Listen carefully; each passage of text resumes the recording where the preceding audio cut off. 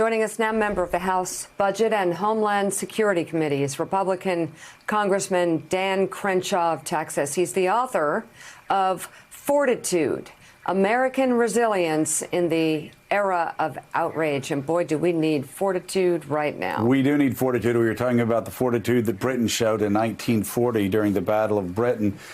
We and the rest of the world needs it right now. Thank you so much, Congressman, as always, for being here. Let me ask you first, how's your district doing? Yeah. How's the state of Texas doing fighting the coronavirus? I'm optimistic here in Texas. You know, the virus hasn't hit us as bad as it has other states. We are praying for states like New York and New Jersey. Of course, we're not seeing a huge uptick in cases, though we still expect that. We have the Texas Medical Center right here in Houston. We've still got a lot of ICU space. We're used to disasters, unfortunately, which means our hospitals are often ready for this kind of thing. We've still got problems with, getting some of the equipment to the right places at the right times. But for the most part, I think we're optimistic, happy with the way our governor is handling this, and we are in it together. And so as you look across the country, if you look New York to California, what do you think Congress should do? We're talking about another relief bill coming up. What should the next relief bill look like? Well, right now there's talk of adding funds to the small business portion of the relief bill, and that's because it's really popular and because it directly gets at the problem. Remember, we paused the economy, and our goal should be to keep payrolls going, keep employees attached to the employers, and that was the purpose of those funds, and it's doing quite well, and there's a chance it runs out rather quickly. So in the short term, that's what we should be looking at. I wanted to ask you, how do we make sure that the money doesn't get sent to the Boeings and to the Lockheeds and to the IBMs and you name it, the Amazons? Right. The small business owners in your district don't get what they need, because that's what I always found whenever we'd pass a relief package.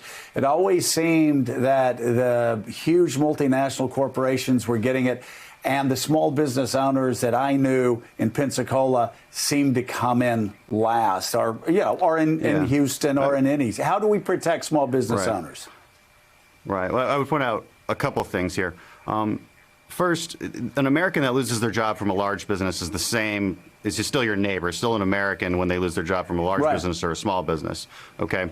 Secondly, though, there's two separate tranches of money. One is the Distressed Industries Fund, which would be loans, not any grants and not forgivable loans, but loans that have to be paid back to larger corporations. So that all the ones you mentioned would potentially be eligible for that. The small business side has their own set of money. They're not competing against each other. So I don't foresee this problem where large businesses get help at the expense of small businesses. Well, that's good. I would just say that I agree with you completely. And people that work small businesses, though, are as valuable as those that work for the largest businesses. At some time, when all of this money is passed around, it seems the smaller business owners are blocked from the sunlight and the attention. Let's hope it doesn't happen this time. Willie's with us and has a question for you. Willie. Sure. Hey, Congressman Crenshaw, good to see you again. Appreciate you being on this morning. The title of your book, Fortitude, American Resilience in the Era of Outrage. What would you say to the American people, and specifically, what would you say to the president right now about American resilience? It's a balancing act that a president has to do in a crisis, projecting optimism and hope to people that there's something better over the horizon. But as we were just talking about with Churchill's speeches and the rest of them, that there has to be some realism at the center of it. So how would you tell the president, as someone who's been obviously resilient throughout your life, how should he be talking right now to the American people? Yeah, it's an interesting question. I think I actually write about this at some points in my book, where I note that in SEAL leadership, we have a saying, calm breeds calm and panic breeds panic. The last thing we want to do is exude panic to people and make them worry. And I understand that that's the debate going on between the president and the media. I want to look at the president's actions. As far as the lessons from the book, there's a chapter called A Sense of Duty. And I think that's the most prominent lesson that we can look at as Americans, because we're talking about the small things. There's not a whole lot that every American can do. Some Americans are right on the front lines. You know, our healthcare workers are right on the front lines. They know what their duty is. Well, what about the rest of us? Well, it's the small things, the things that maybe we didn't care about before, the things we didn't pay attention to. Washing our hands for a full 20 seconds, not 5 seconds, but 20 seconds. When you wear gloves to the grocery store, don't leave those gloves on the ground afterwards. Don't make somebody else pick those up. Feel a sense of shame for that and feel a sense of duty to do better, to maintain that 6-foot distance as we interact with each other, as we move back into society and live in this new normal. And we have to be able to do those small things correctly if we are going to effectively transition to a point where we're opening the economy back up alongside the fight against the pandemic. It's going to take discipline and duty.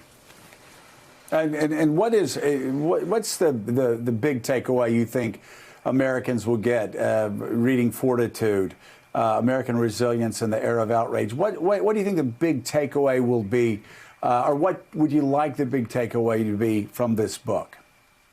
Look, every chapter is a lesson in resilience, and I think you'll find that they're rather unique. It's probably not the book you expected from me. I think a lot of people expected an autobiography. And at first, this book was written about petty outrage culture, but it's highly applicable to right now because every chapter is a lesson derived from combat, from SEAL training, lessons to be still in the face of chaos and to stop and to think before you emotionally react. Lessons in being detail-oriented, lessons in challenging yourself and the value, the psychological, the moral value of challenging yourself on a daily basis. Not challenge yourself like go through SEAL training, not what I'm saying, but challenge yourself in a way that is harder than what you did yesterday. And this builds preparedness, this builds mental resilience. And when we're facing crises like we're facing now, these lessons become so much more important. So this is the worst time to come out with a book. I wish I could have changed the date, but I can't. Yeah. But also, I'm proud that this book is out, and I'm proud that I could deliver these lessons to people. The book is Fortitude, American Resilience in the Era of Outrage. Congressman Dan Crenshaw, a lot of messages that are very applicable right now. Thank you for being on. No, thank you for having me. Thanks for checking out MSNBC on YouTube, and make sure you subscribe to stay up to date on the day's biggest stories. And you can click on any of the videos around us to watch more from Morning Joe and MSNBC. Thanks so much for watching.